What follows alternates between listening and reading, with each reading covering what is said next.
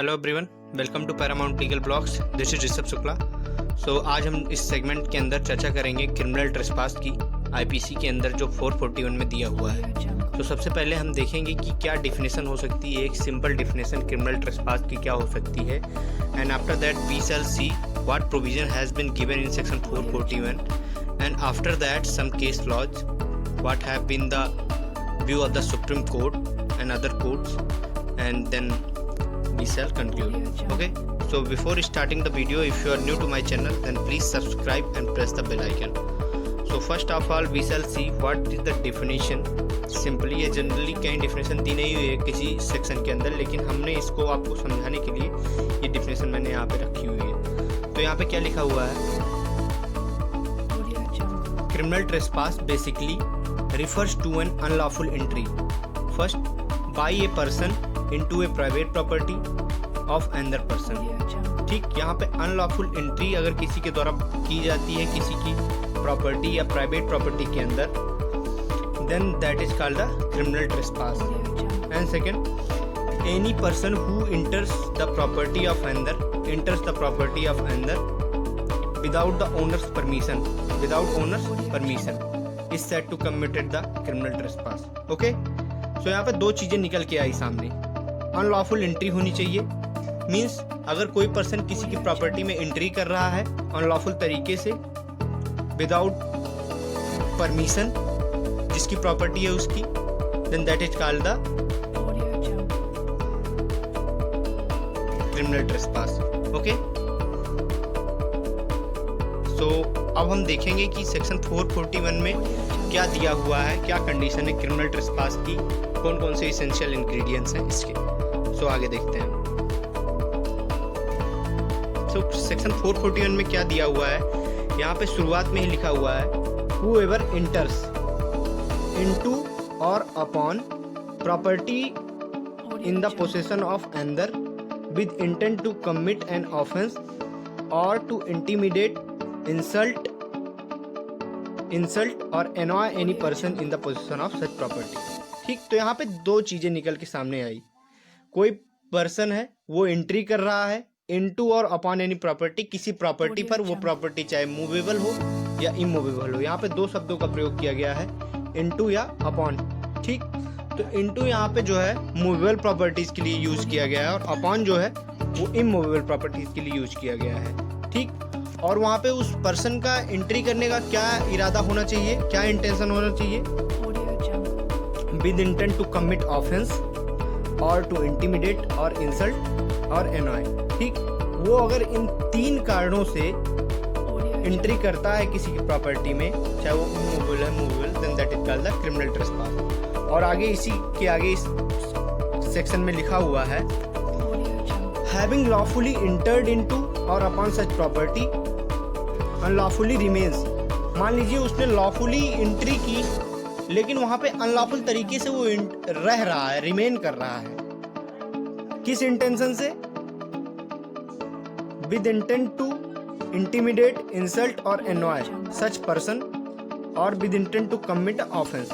वहां पे अगर ये इंटेंशन, इतने इंटेंशंस के साथ वो रिमेन कर रहा है, भले उसने लॉफुली एंट्री ली, भले उसके पास परमिशन था, लेकिन वह अनलॉफुल तरीके से रिमेन करता है इन सब इरादों से, इन सब चार का ऑब्जेक्ट को लेकर, then that is called the criminal trespass. तो यहाँ पे दो चीजें निकल के आई, या तो वो अनलॉफुल तरीके से एंट्री कर रहा है किसी की प्रॉपर्टी में और वहाँ पे वो चार इंटेंशन रखता है अपने मन में। पहला, with the intention of committing the offence, second to intimidate and third is to insult और एनॉय। ये तो पहला चीज हो गया। अगर वो दूसरी चीज क्या करता है, वो भले ही लॉफुली तरीके से एंट्री लेता है, भले वो ऑथराइज्ड है एंट्री लेने के लिए, लेकिन वहाँ वो अनलॉफुल पर्पजेज के लिए अनलॉफुल तरीके से वहाँ पे रिमेन करता है। ठीक, इन सब ऑफेंस को कमिट करने के लिए या इंटिमिडेशन करने के लिए या इंसल्ट या एनॉय करने के लिए। ओके, तो हम देखेंगे क्या क्या इसेंशियल इसके निकल के सामने आए हैं। तो यहाँ पे तीन इसेंशियल निकल के सामने आए हैं सेक्शन 441 का। पहला क्या है यहाँ पे, there must be unauthorised entry into और upon another's property against the will of person in the possession।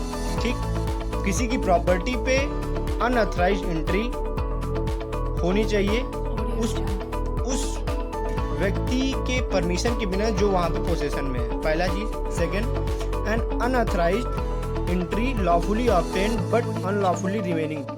भले ही अनऑथराइज्ड एंट्री उसने लॉफुली ली, भले ही वो लॉफुली अनऑथराइज्ड एंट्री उसने ली, लेकिन वहाँ पे अनलॉफुल तरीके से वो रह रहा है, then that is the second essential element. And third, वहाँ पे क्या क्या उसके ऑब्जेक्ट होने चाहिए। एंट्री से ही काम नहीं बनेगा, भले ही उसने अनलॉफुल एंट्री ली, लेकिन वहाँ पे जब तक ये इंटेंशन या ये ऑब्जेक्ट नहीं होंगे तब तक वो माना नहीं जाएगा। थर्ड, वो क्या बताता है, सच एंट्री और unlawful stay must be with the intention to commit offence और टू इंटिमिडेट, इंसल्ट और annoy the person in possession. ठीक, वो एंट्री किन पर्पसेस के लिए लेता है, किस इंटेंशन के लिए लेता है, कि वहां पे जाके वो कोई ऑफेंस कमिट करेगा, ठीक, या इंटिमिडेशन करेगा उस व्यक्ति का जो वहां पे पोसेशन में है। एंड थर्ड, इंसल्ट और एनॉय करेगा उस व्यक्ति को। ठीक, और अब यहाँ पे एक चीज हम बताना चाहेंगे, जो ऑफेंस ऑफ क्रिमिनल ट्रेसपास है that is against the possession, not against the ownership. ये किसी ओनर के विरुद्ध नहीं होता है, ये हमेशा पोसेशन के विरुद्ध होता है। कोई भी व्यक्ति वहां पे जो पोसेशन में होगा उसके साथ अगर ये चारों एक्ट करता है, तीनों एक्ट करता है वो अनलॉफुल एंट्री लेकर, then that is called the criminal trespass. ये पोसेशन के अगेंस्ट ऑफेंस है।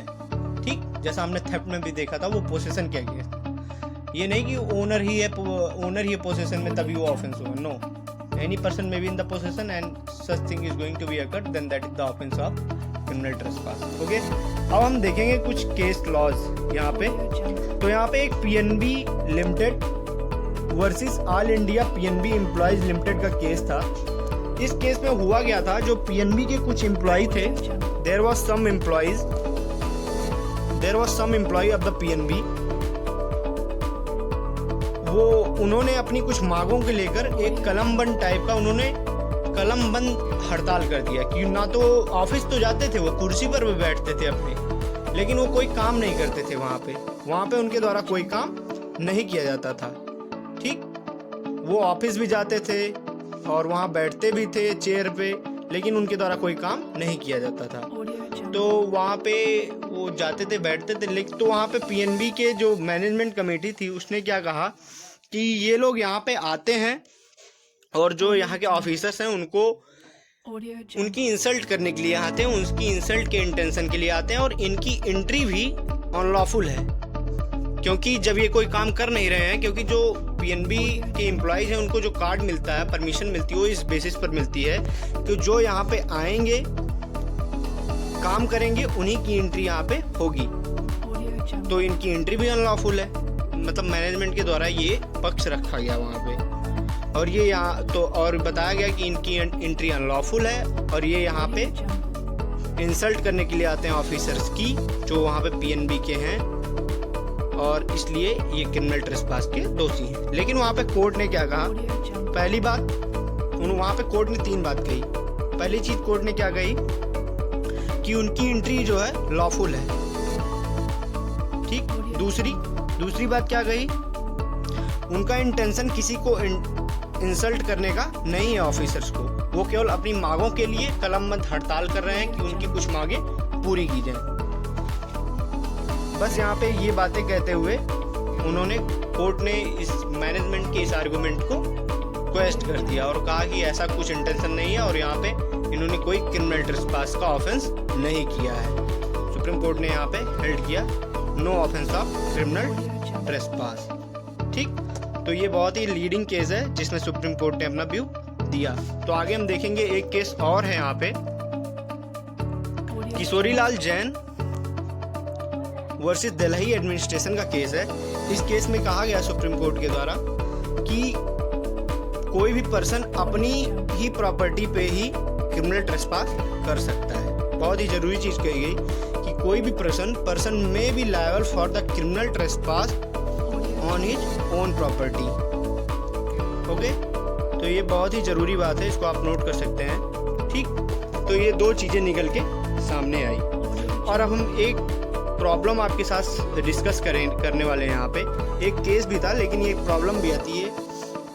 एक कॉलेज के जो चेयरपर्सन थे, वो एक दिन चेयरपर्सन वो आए और जो है कॉलेज में एंट्री लिए और वहाँ पे कुछ स्टूडेंट्स को उन्होंने मारा और उसके बाद जो वहाँ के प्रिंसिपल थे उनको उन्होंने एब्यूज़ भी किया और वहाँ पे बैठते हुए उन्होंने कहा कि तुम बाहर निकलो तब मैं तुम्हें देखता हूँ। ठीक, तो वहाँ पे जो था क्रिमिनल ट्रेसपास का जो है उनको एलिज किया गया और फिर लेकिन कहा गया कि क्या उनकी एंट्री लॉफुल थी। जी हाँ, उनकी एंट्री तो लॉफुल थी। कोर्ट ने कहा उनकी एंट्री तो लॉफुल थी, लेकिन जो सेक्शन 441 का सेकेंड क्लास जो एक प्रोविजो बताता है यहाँ पे कि अनलॉफुल रिमेनिंग, वो उन्होंने एंट्री तो लॉफुली ली लेकिन उन्होंने रिमेन अनलॉफुल तरीके से किया। ठीक, वो वहाँ पे बच्चे को मारे, प्रिंसिपल को गाली दिया, ये एक वहाँ पे अनलॉफुल तरीके से उन्होंने रिमेन किया।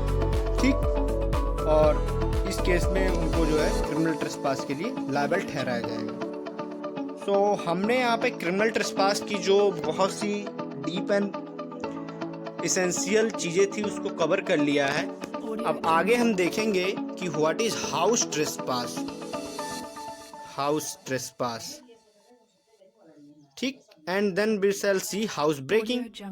और इन्हीं सब चीज़ों को देखते हुए हम इस वीडियो का फिनिश करना चाहते हैं। अगर वीडियो अच्छी लगी तो लाइक करिए, सब्सक्राइब करिए चैनल को और फ्रेंड्स में शेयर करिए। और लॉ की जो जानकारी है वो सब में होनी चाहिए। इसी पर्पज़ के लिए इस चैनल पे मैं अपने कुछ व्यू देता हूँ। अगर आप लोगों को अच्छी लगे तो फिर इसको मुझे मोटिवेट करिए, सब्सक्राइब करिए चैनल को। Thank you.